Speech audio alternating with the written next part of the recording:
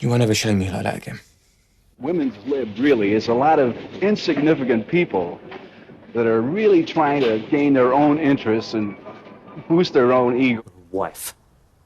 My wife. That's what you're meant to be. Women as well as men told me I was wrong, over and over again. Woman's place is more at home than to advance herself too much. Totally against it. I feel I don't know what they're being liberated from. The girls, I think, got it over the guys. They get everything paid for and everything else. I don't see what they're really arguing about. Women do not have the calmness of temperament or the balance of mind to exercise judgment in political affairs. If we allow women to vote, it will mean the loss of social structure. Women are well represented by their fathers, brothers, husbands. Once the vote was given, it would be impossible to stop at this. Women would then demand the right of becoming MPs, cabinet ministers, judges. And does your mother still work at the laundry? She died when I was 4. I see. Fat-tipped. Scolded her. I've been doing laundry work ever since I was 13. Maggie's only 12 and she's in here already. It's as tough for us women as it's ever been.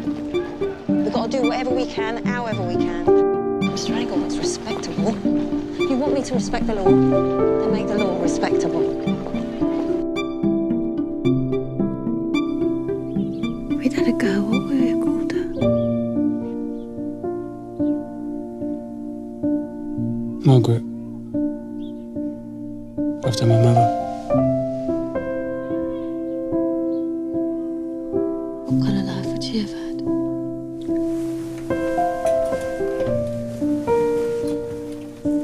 Same as yours. And you've worked for Mr. Taylor?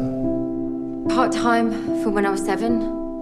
Full-time from when I was 12. Don't need much schooling to launder shirts. I was good at collars, steaming the fine lacing. Got the hands for it. I was made head washer at 17. Forewoman at 20. 24 now, so... You're young for such a position. Laundry work's a short life if you're a woman. And why is that? You get your aches, and your chest cough, crushed fingers, leg ulcers, burns, headaches from the gas.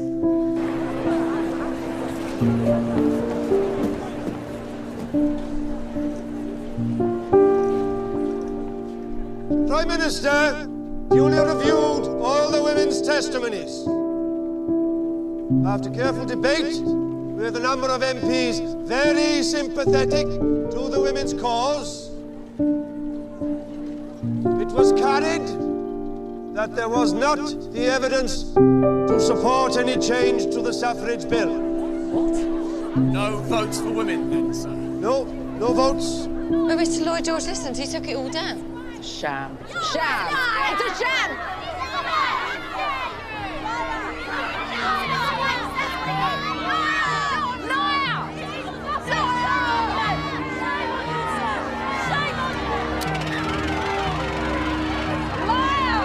They lied to us.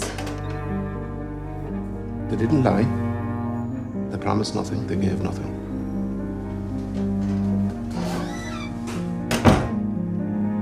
I took you on, Maud. I thought I could straighten you out. What if you don't need to? You're a mother, Maud. You're a wife. My wife. That's what you're meant to be. I'm not just that anymore. We are fighting for a time in which every little girl born into the world will have an equal chance with her brother. We have been left with no alternative but to defy this government.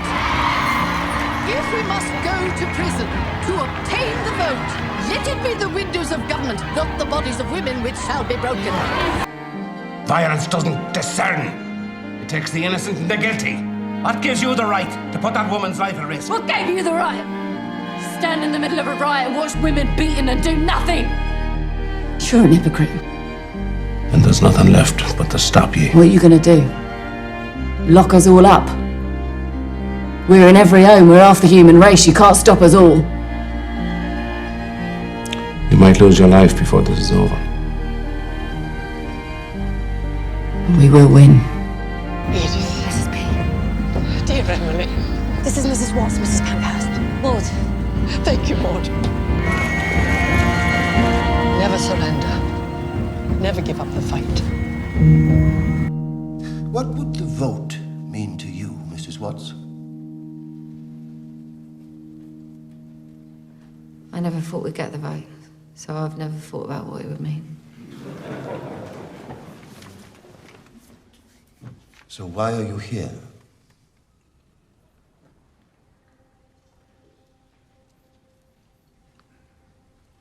I thought that we might. That this life, that there's another way of living this life.